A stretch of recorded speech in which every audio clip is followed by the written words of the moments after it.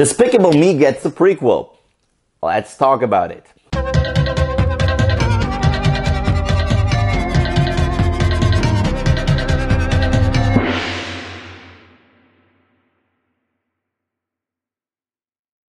Minions. Now, Minions is a prequel slash spin-off of the Despicable Me movies. The movie focuses exclusively on the Minions. Their entire history, like how they came to be and their culture. They have been looking for an evil master or boss throughout the decades. And as you already saw in the trailer, they failed every single master they ever had.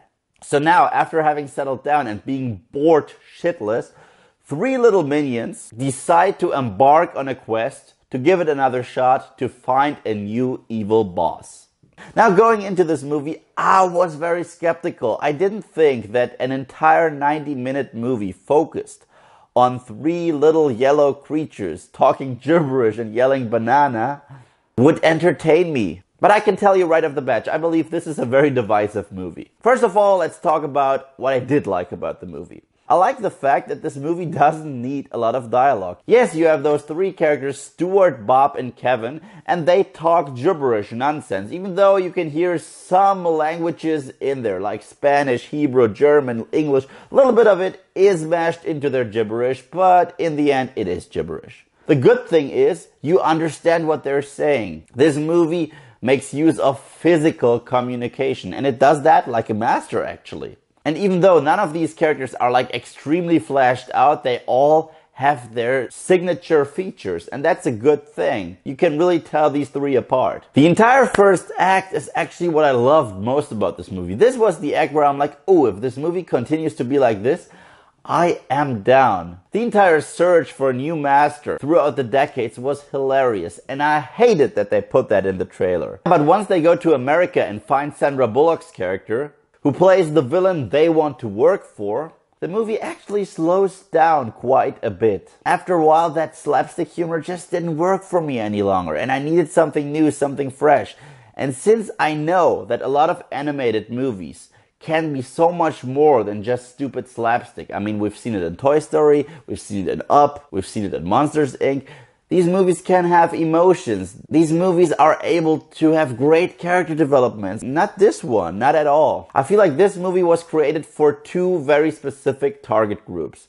Little children and hardcore Minion fans. Since I'm neither one of those, yeah, this movie wasn't really talking to me. What I did love about the movie, however, was the accuracy. Since this movie took place in the 60s, they made some awesome references, had a terrific soundtrack, and were particularly detailed in terms of how people looked like, how they dressed, how they behaved, and I really liked that about the movie, so props to the movie for that. I believe the Minions would work best as a 10-minute cartoon in the morning. That would be awesome, and I would even consider watching it.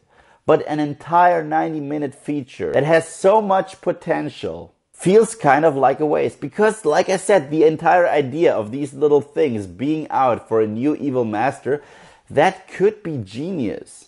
And that could be so much more than just dumb slapstick and laughter. Even though I do enjoy these characters and their laughter, but I did want to see a little bit more than that. Which is why Minions gets the bronze medal. It's an okay flick. I would definitely take my 6-year-old nephew to see it, and he would have the time of his life. And I know that a lot of people will be like, fuck you, how can you rate this movie so low, blah, blah, blah. It is just my opinion. If you loved it, that's great for you. But I just didn't. Now, there are 2 ways to react to this review. You can either crucify me on the internet, or you can let me know about your favorite animated flick in the comments section. Thank you guys as always for watching, and if you like what you see here and you want to see more, then just subscribe.